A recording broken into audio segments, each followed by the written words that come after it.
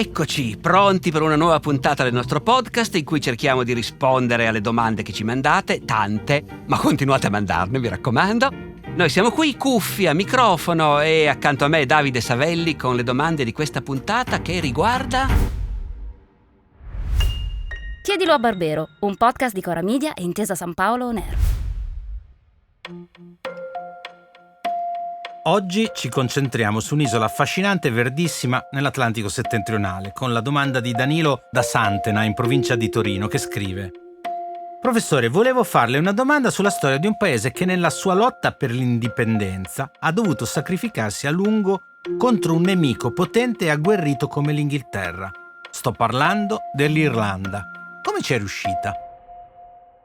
Beh, come sempre, naturalmente, stabilire perché qualcuno è riuscito a fare qualcosa è la cosa più difficile di tutte, però si può riflettere appunto sul percorso che l'Irlanda ha dovuto seguire per arrivare all'indipendenza, che è un percorso veramente impressionante. Cioè, la storia dell'Irlanda, come dire che noi in Italia non è che conosciamo tanto di solito. Ecco, il paese è popolare, è un bel paese, ci piace la birra irlandese, però la storia dell'Irlanda è una successione di tragedie veramente impressionante di cui noi rischiamo di sapere troppo poco. Tanto più che anche negli Stati Uniti c'è una forte componente di irlandesi e il fatto che i rapporti fra gli Stati Uniti e l'Inghilterra non sono sempre stati ottimali, ecco, nei secoli, è legato anche al fatto che gli irlandesi, quegli irlandesi che a noi in fondo, diciamolo, sembrano una specie di inglesi, tutto sommato. Noi italiani non è che riusciamo a distinguere proprio con quella enorme facilità. E invece gli irlandesi sono stati per secoli un popolo a cui gli inglesi hanno inflitto una serie di sofferenze impressionante, ecco. Quando comincia nel Medioevo, comincia con i Normanni, con i soliti Normanni che conosciamo bene anche noi in Italia, perché nell'XI secolo nell'Italia meridionale cominciano ad arrivare cavalieri normanni, i quali arrivano come mercenari al servizio dei principi longobardi e poi pian piano si allargano, costruiscono castelli, si impadroniscono del paese, alla fine dominano tutta l'Italia meridionale. Ecco, in Irlanda è successa quasi la stessa cosa. Qui da noi c'erano capi longobardi, funzionari bizantini, emiri arabi in lotta fra loro e i normanni sono arrivati come mercenari al loro servizio.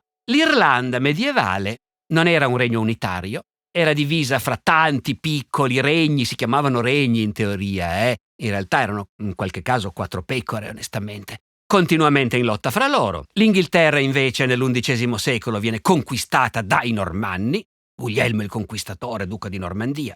E dall'Inghilterra normanna nel XII secolo cominciano a partire cavalieri normanni per andare a cercare fortuna in Irlanda. E lì a 2 passi. E i capi irlandesi assumono mercenari normanni per combattersi gli uni con gli altri. E succede la stessa cosa che è successa nel Mezzogiorno d'Italia. I normanni arrivano sempre più numerosi e alla fine tolgono di mezzo i loro datori di lavoro e si impadroniscono del paese. Salvo che in questo caso i normanni arrivano dall'Inghilterra, che è un robusto regno, e il re d'Inghilterra, come dire, controlla queste spedizioni dei cavalieri normanni in Irlanda e prende lui direttamente il controllo dell'isola. Quindi dal XII secolo l'Irlanda è dominata dagli inglesi. Teniamo conto che all'epoca l'Irlanda è un paese davvero del tutto separato, dove si parla gaelico, mentre gli altri parlano francese fondamentalmente, i cavalieri normanni, i nobili inglesi, ecco. Se non altro però sono ancora della stessa religione, perché non c'è ancora stata la riforma protestante, sono tutti cattolici, però comunque è una dominazione straniera. Questa dominazione dura per un po' di tempo, poi nel corso del Medioevo pian piano gli irlandesi cominciano a riprendere il sopravvento.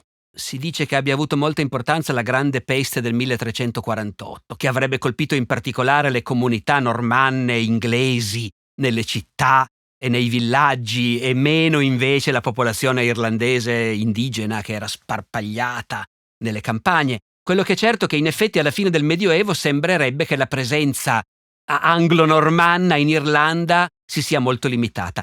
In pratica hanno Dublino. Hanno la città, hanno una zona fortificata tutto intorno. Il grosso dell'Irlanda è di nuovo indipendente e parla gaelico. Ma naturalmente non si riunifica neanche stavolta. Tanti piccoli capi clan che si intitolano re e che si fanno la guerra fra loro.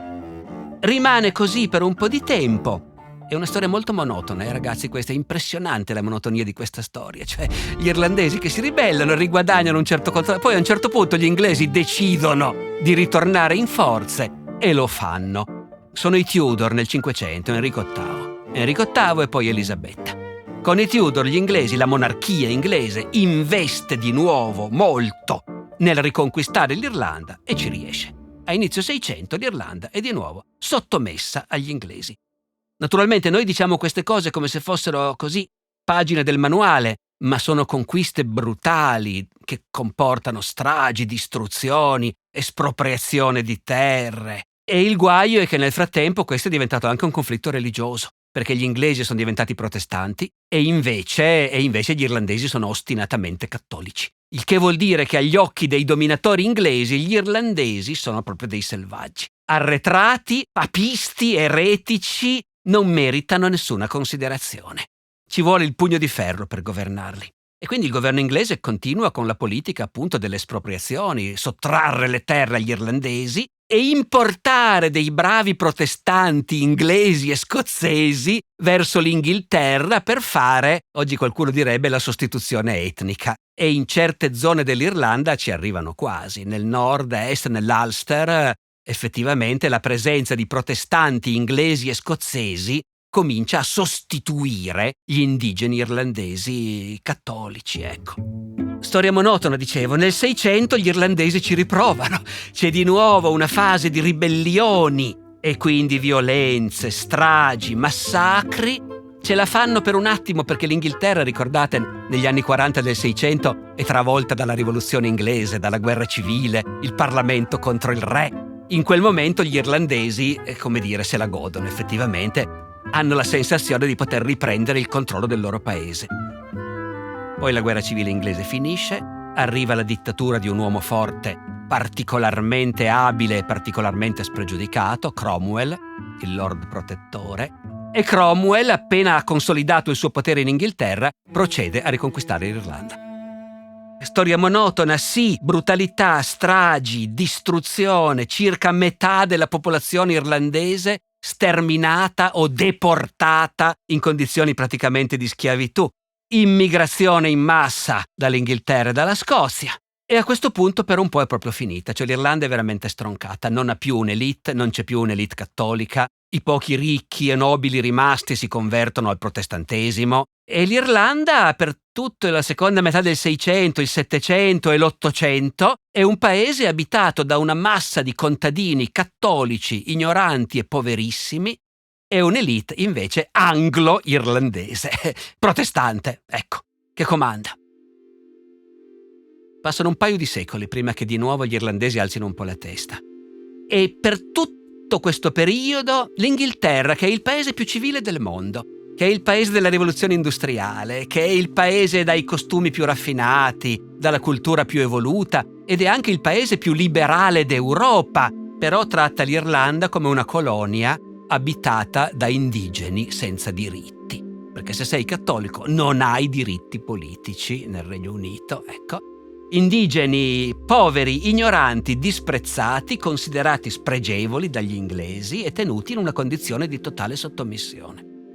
Con tutto questo nell'Ottocento la forza del patriottismo, dell'idea di nazione, dell'idea che ogni popolo ha diritto all'indipendenza, no? Cosa che noi italiani sappiamo bene, sono gli anni del Risorgimento. In quegli stessi anni anche gli irlandesi cominciano a rialzare la testa.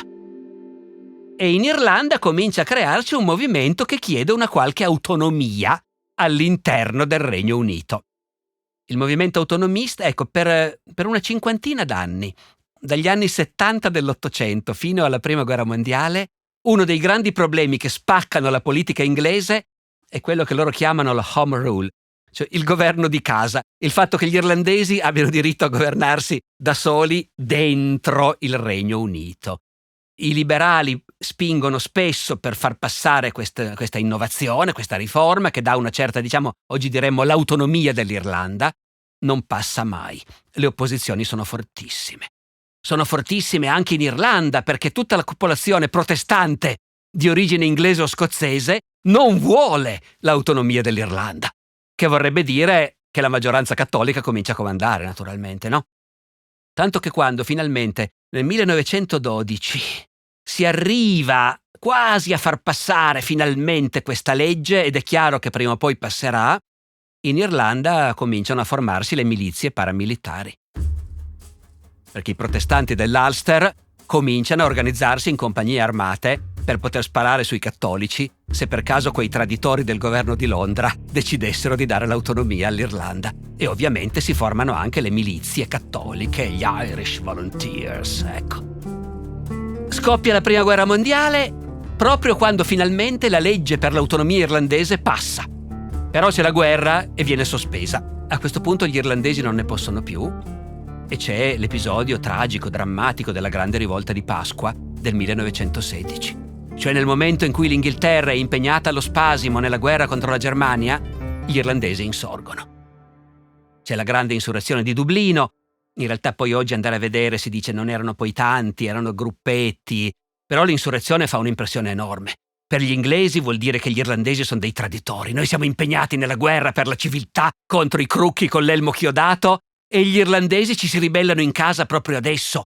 La rivolta di Pasqua viene repressa nel sangue, con una brutalità tale che a quel punto però effettivamente in Irlanda la stragrande maggioranza dell'opinione pubblica decide che col governo inglese non si può più negoziare. Nascono gruppi che esistono ancora oggi, no? Il partito Sinn Féin, Noi Soli, che nelle elezioni del 1918 vince 3/4 dei seggi irlandesi al Parlamento di Londra. Dopodiché tutti questi deputati irlandesi, anziché andare a Londra, si riuniscono a Dublino e proclamano l'indipendenza dell'Irlanda, unilateralmente, 21 gennaio 1919. L'Inghilterra non lo riconosce, le milizie cominciano a sparare, arrivano truppe inglesi, nasce, anche questa la conosciamo ancora oggi, l'IRA, l'esercito repubblicano irlandese, che comincia non solo gli attentati ma la guerra contro gli occupanti inglesi. Ci sono 2 anni di guerra di indipendenza finché gli inglesi si arrendono e accettano di concedere l'indipendenza all'Irlanda. Con l'eccezione che quelli dell'Ulster, i protestanti, però, se vogliono, possono separarsi e restare legati al Regno Unito. I protestanti dell'Ulster immediatamente votano per restare dentro il Regno Unito e a questo punto nasce la separazione dell'Irlanda. Con l'Irlanda che diventa poi più tardi si chiamerà la Repubblica Irlandese, cattolica, e con la minoranza protestante nell'Ulster che invece rimane legata al Regno Unito. Dopodiché io non so se ho risposto alla domanda di Danilo come ci sono riusciti. Diciamo che per secoli e secoli e secoli lo hanno voluto e ci sono riusciti nel momento fra 8 e 900 in cui il principio di nazionalità era davvero in tutto il mondo riconosciuto come la cosa più importante che ci fosse. C'era un'altra domanda sull'Irlanda da parte di Irene che chiedeva se potesse parlare un po' della grande carestia e delle reali colpe degli inglesi in quel contesto. La grande carestia, detta anche la grande carestia, la carestia delle patate, della metà dell'Ottocento, è uno dei momenti tragici della storia irlandese sotto il dominio inglese. Non è l'unico, Ce n'era stata già una di cui si parla meno a metà Settecento, nel 1740-41 c'era già stata una carestia spaventosa in Irlanda in seguito a 2 inverni terribili consecutivi, quindi pessimi raccolti. Nel Settecento l'Irlanda non dipendeva ancora così tanto dalle patate, la gente mangiava più avena, orzo ed è il raccolto dei cereali che va male. Ora, la carestia del 1740-41 pare che abbia fatto qualcosa come 400.000 morti in un'isola che aveva pochi milioni di abitanti. Dopodiché ce n'è stata una nell'Ottocento talmente peggiore che appunto ha cancellato il ricordo di quella settecentesca. La grande carestia dell'Ottocento, che comincia nel 1845 e dura 6 o 7 anni, fino ai primi anni 50. Questa è la carestia legata alle patate. Ecco, le patate sono diventate, come dire, il cibo di base di tutti i poveri irlandesi e nel 1845 arriva un parassita che distrugge i raccolti di patate. E per alcuni anni i raccolti di patate sono ridotti quasi a nulla. Il risultato è che la gente fa la fame, ma fa la fame sul serio. E in un paese già poverissimo, dove c'è, ripeto, questa separazione netta fra la massa degli abitanti, contadini, poveri, per lo più analfabeti e cattolici, e i loro padroni, che sono nobili inglesi. anglo-irlandesi, dicono loro, ma di origine inglese, protestanti. Non c'è nessuna comunicazione fra i due elementi. La fame è enorme, il governo inglese, che in quel momento è in mano ai conservatori, all'inizio cerca di intervenire, di dare dei sussidi, di fare degli interventi. Poi il governo conservatore cade e vanno al potere i liberali. I liberali sono cose che, ci sono familiari anche oggi, no? I liberali dicono, vabbè, ma la risposta non sono gli interventi del governo, la risposta è il libero mercato. Ci sono dei problemi, vedrete che il libero mercato risolverà tutto. E quindi sarebbe un guaio, il governo non deve assolutamente intervenire. Il risultato è che gli interventi governativi dall'Inghilterra a favore degli irlandesi che stanno crepando di fame si riducono al minimo e la gente comincia a morire di fame sul serio. Le stime sono difficili, ma grosso modo si parla di 1 milione di morti. Inoltre, un'emigrazione di massa. È in quel momento che milioni di irlandesi se ne vanno e vanno a vivere negli Stati Uniti, dove a partire da quel momento la comunità irlandese appunto avrà un ruolo molto significativo. Scappano a milioni e i latifondisti inglesi ne approfittano per cacciare via anche i pochi che restano, per cacciare via i loro affittuari che non pagano più l'affitto, per fare pascolo di pecore laddove prima c'erano contadini che tanto non producevano niente. E a Londra ci sono discorsi in cui si dice va benissimo così. Forse questo paese comincerà a valere qualcosa se cacciamo via tutti questi contadini ignoranti e miserabili e riusciamo a valorizzare un po' il paese. Insomma, gli irlandesi erano un po' per gli inglesi quello che i polacchi erano per i tedeschi alla stessa epoca. Un popolo sottomesso, inferiore, ignorante, arretrato, che bisognava comandare col bastone, ecco. Come dire, potrei finire qui, ne dico ancora una. Mi rivolgo ai tanti appassionati di storia militare che mi capiranno. Uno dei grandi latifondisti che diventano famigerati per aver cacciato via migliaia di contadini approfittando della carestia era un lord inglese, si chiamava Lord Lucan. Lord Lucan, gli appassionati di storia militare se lo ricorderanno perché pochi anni dopo, durante la guerra di Crimea, comanda la divisione di cavalleria inglese ed è uno dei responsabili della perdita della brigata leggera alla battaglia di Balaclava, ecco. E cito questa cosa proprio perché oggi ci sono storici che hanno fatto 2 conti e hanno detto il governo inglese per aiutare quelli che crepavano di fame in Irlanda ha speso grosso modo 9 milioni di sterline. Pochissimi anni dopo, per la guerra più idiota e inutile di tutto il secolo, la guerra di Crimea, hanno speso 60 milioni di sterline. E anche queste sono cose su cui anche oggi abbiamo qualcosa da imparare. Decisamente, tempo, siamo andati oltre di più. Pazienza, dai, ce lo concediamo. Arrivederci a tutti, a risentirci a tutti.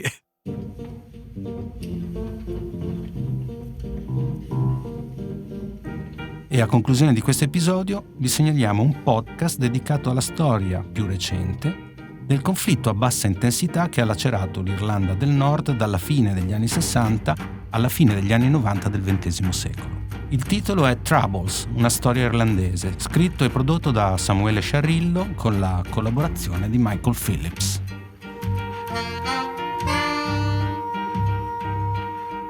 Chiedilo a Barbero è una serie podcast di Cora Media e Intesa San Paolo On Air, scritta da Alessandro Barbero e Davide Savelli. Produzione esecutiva Lia Chiovari. Cura editoriale di Davide Savelli in collaborazione con Anna Iacovino e Rosella Bettinardi. Supervisione del suono e musiche Luca Micheli. Post-produzione e montaggio del suono Luca Micheli e Mattia Liciotti. Coordinamento post-produzione Matteo Scelsa. Fonico di studio a Torino Riccardo Mazza di Experimental Studios. Fonico di studio a Roma Lucrezia Marcelli. Io sono Davide Savelli e vi do appuntamento alla prossima settimana ricordandovi che potete inviare le vostre domande via mail all'indirizzo chiediloaBarbero@coramedia.com oppure con un messaggio WhatsApp anche vocale al numero 345 09 83 998.